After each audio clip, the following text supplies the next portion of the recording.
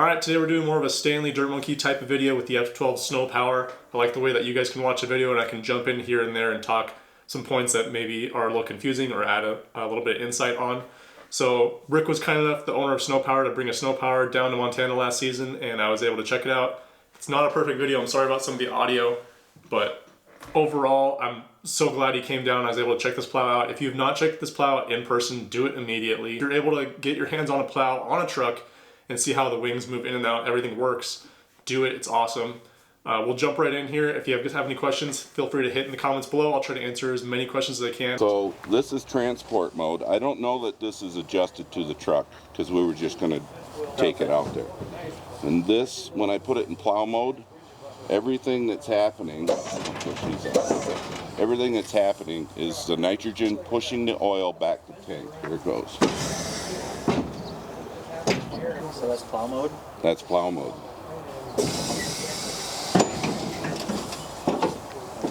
All nitrogen doing that. Pushing down on it, yeah. So you're not going to go bang on someone's concrete. You can adjust that. It's letting the oil go back, so you can just change the... Make it go faster. So you could make it drop fast. Yeah, just open it up. I like how it pulls the edge up first. Yes, because when you come up to a curve, that's what you want. Yeah. And then it's pivoted, so even if you hit the edge, it ramps it to the main, and you never totally hit the curve hard. Man, that box you were saying is really neat. It works, but it was a pain. Okay, so this is one thing I definitely want to talk about. Sno Power wanted to do a specific design on their hinge with the cutting edge, but there's a patent on the design that they wanted to do, so they couldn't do that, so he had to redesign his own patent system for this cutting edge because somebody else owned the patent that he wanted to do. So I'm not sure if he patented this exactly, but he had to redesign it in order to get around that patent. I don't know if it'll do all four of us, but let's try it. I know it'll do three of us. This part's pretty sick. Ready? No other company would show you this at all, ever. That truck's pissed. Nobody else will do that. Rick is taking chances, showing us the capability of this plow. Or that was 900 pounds. You can transport it either way. That's nitrogen on that back. I wasn't sure if it was going to stop now. Oh yeah, let her rip. That's nitrogen. So do you see how we could pull it up a little bit, but the cutting edges always touch the ground forward or back. Which that's why most of them would wear faster on the outside. And it never cleans real well. You can stop in any position. So immediately you can drive down the road like that with none of this.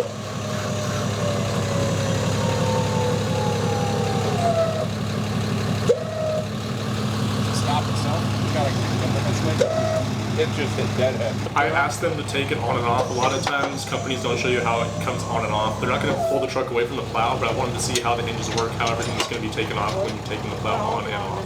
Second one from the bottom. There's some pre-production stuff going on here that they're going to fix in the future, but you're able to stop it anywhere you need to. So in plow mode? Just like it is, yep. Just drop it down. Might be a little tight. New powder coat?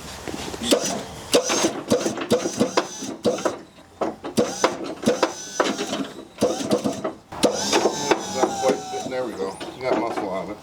Most of you guys know if you buy a new snow plow, there's always powder coating issues most of the time. There's so much powder coating from it that those pins that come out, even on the anywhere you're hooking up the plow to the truck, they just get stuck in there. So once that powder coating gets worked in, you get the powder coating rubbed off a little bit. They come out not too hard, but they come in and out easier. New powder coat problem. Oh, you're in float. Just bump up once.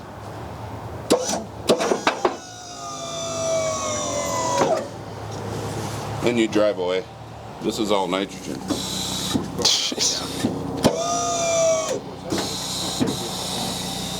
I'm just not, I don't know the chemistry behind it, but what does nitrogen do at colder temps? Is it affected? Goes down 10% at about -20. So if we're 20, 30 below out plowing, are we going to notice that? Can we go up from here? Less curiosity. Yeah, you can. I need to change it, but you can. And then for that, we were just trying to see if we could raise the plow with it not being in the truck without the remote. If you could just raise it from the control down there. Go ahead. Right.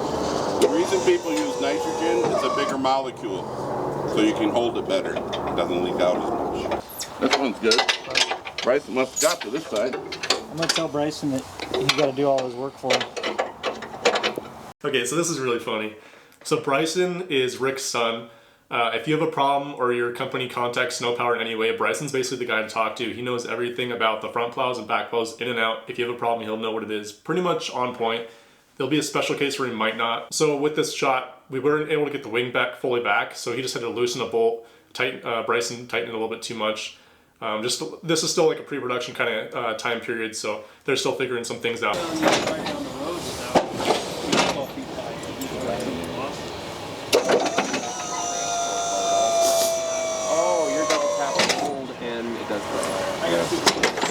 Us trying to figure the remote out. I tried to double tap. I figured your wing would go. Oh, double tap and hold. Oh.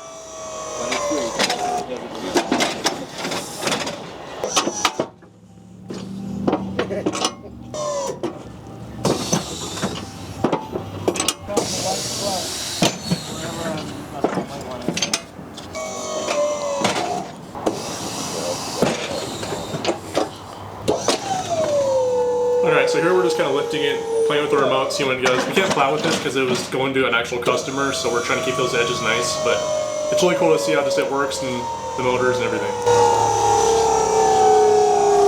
It does not put it in plow mode. So I didn't want it in transport mode and people putting it down. That's what it would do. Can you imagine what that would do? I mean, if you want to back drag or scrape forward.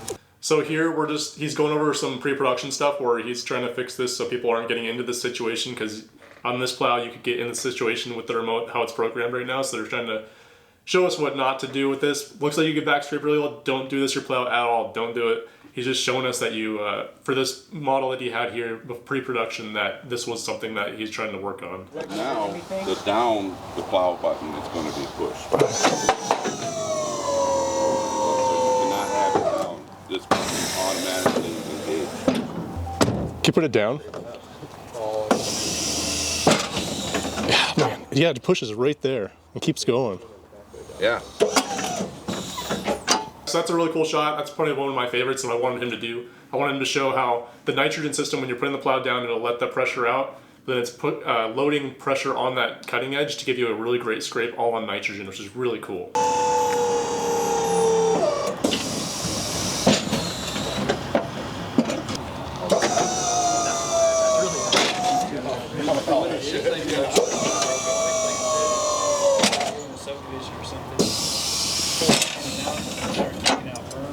Here's a quick look at the remote. I didn't get really any shots of this thing working, I'm sorry. I'll try to put up the Sno Power, how it all works and stuff, but I do know there's double tap features. Double tap and hold, I believe it is, for putting the wings, like you can put both out and then both back in. So that's all the video I got. My apologies. I was super hyped that they just came down. I was just trying to enjoy the moment. Got as much as I could, but a few things Rick didn't touch on in the video that I wanted to tell you guys that he told us behind the scenes was your service life on this plow and the motors, 50% more than most other plows out there. That's because the nitrogen system. So the only times you're using the pump was when the wings go out, you're lifting the plow, or you're putting it in transport mode. When you're letting the plow out to get away from transport to plow mode, that's nitrogen pushing out. And then when you push the wings, when you put the wings back, that's nitrogen pushing them back. And then when you're pushing the plow down, that's nitrogen also pushing the plow down and giving that down pressure. So you're using 50% of the plow hydraulics 50% of the time. So your service life goes double. And that's a really cool option that he was telling us about that I thought was really, really, really neat. So with the trip edges, there's no trip edges on the plow. On that last shot, there's a cylinder that looks like a Mamba piece of candy that moves in and out. Basically, when you're going to transport mode and plow mode, it's moving on that cylinder right there.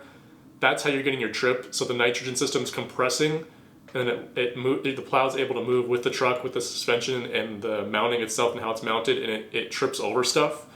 There's a video on YouTube of them, Sno Power, I think Brian just did today. He posted the same video, but it's going around where a ram hits a pothole cover or sewage cover going in slow motion, and it looks worse than it is. If you put that truck on, the plow on any truck brand, it'll do the same thing. Ram makes kind of a lightweight hood, so when you push down on the hood sides, because that center latch and the way that's just designed, you can push that down and it looks way worse than it is, I promise. If you watch the video in slow motion, it looks awful, but if you run it in full time, you'll never notice all that stuff. Would it be nice to have a trip edge? Yes, but the way they made it work was really, really cool, I thought. The way that they come up when you go to a curb and then it'll slide into your moldboard makes a lot of sense. So those side wings are curled beautifully, and if you watch a video of them plowing snow, it really does curl the snow over the top. If you take that front wing off, you're getting a really good curl on that front one, and you'll just keep curling the snow over, and you'll leave a really nice path behind that your tires can grip onto, and you're getting a really good cut on the asphalt. This plow also cuts beautifully on the asphalt from what I've seen and what I've heard. Garrett with G&M Outdoor Services, check his videos out. He's been using one. I know Stanley might get one probably this year. I think I maybe tried it out last year, but there's some videos out there and it cuts really nice. It backtracks really nice. There's a lot of adjustability with the nitrogen system, and you can make stuff go faster, slower, wings in and out. There's a lot of adjustability to it. There's a lot of adjustability points on the plow as well for different make and model of trucks. The biggest things I didn't mention on this plow or didn't show you guys was the headlights. So you're going to be using your normal headlights on your truck. Most plows need external mounted lights. This one has a light bar up top. You can change that out. The way it's designed, your lights on your truck are going to be the main lights, and they go right over the plow. Even when you're like lifting up snow, they might go into it a little bit, but your lights are going to shine right over it. A really cool feature, and the blinkers will look, you don't need any accessory blinkers, so just your truck, all that's really nice, and you're going to get a lot more cooling because the airflow gets to go right into your truck just like normal, even when you're plowing. Yes, they have that snow flap on it, but I think if you take that off, you get a much better curl. I really like the design idea of making a shorter plow, give it a better curl. If you made it this far, I really appreciate it. Please give it a thumbs up, and we'll see you in the next one.